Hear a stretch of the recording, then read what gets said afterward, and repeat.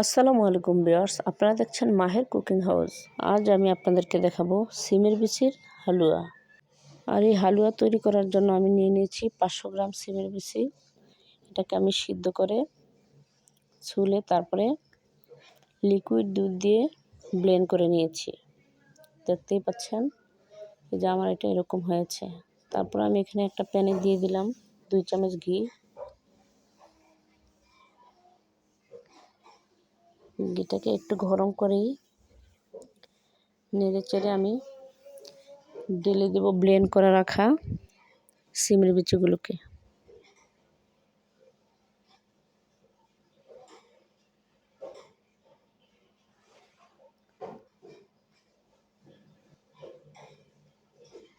তারপর আমি নেড়ে চেড়ে নেব এবং অনবরত নাড়তেই থাকবো। কিছুক্ষণ নেড়ে এটার সাথে আমি মিক্সড করে নেব 1 কাপ পরিমাণ চিনি।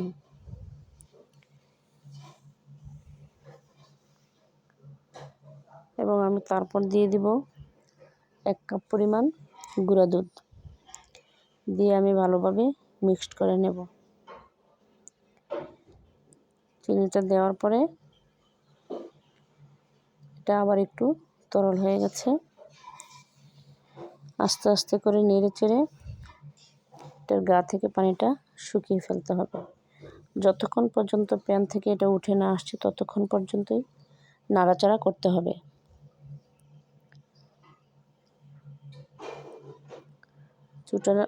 চুলাটা মিডিয়াম হাই অবস্থায় রেখে আস্তে আস্তে করে নেড়ে চেড়ে এটাকে শুকিয়ে নিতে হবে।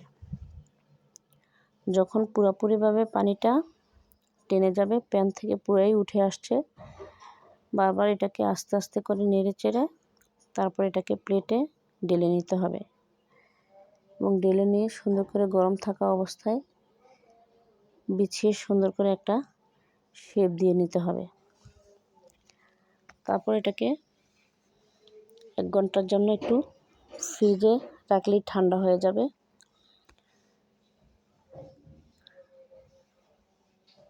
দুই ঘন্টা ফ্রিজে রেখে দেওয়ার পর এটা বের করে সুন্দর একটা শেপ দিয়ে কেটে নিতে হবে।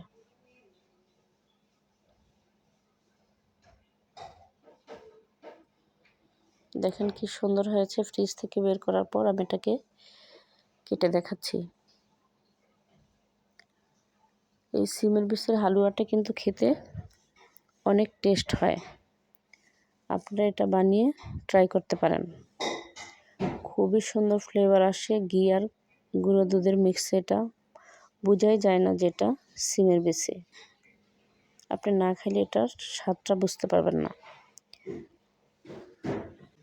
ভিউয়ার্স, আমার এই সিমের বিচির হালুয়াটা যদি আপনাদের ভালো লেগে থাকে তাহলে আমার এই চ্যানেলটাকে সাবস্ক্রাইব করে আমার পাশে থাকবেন। আর অবশ্যই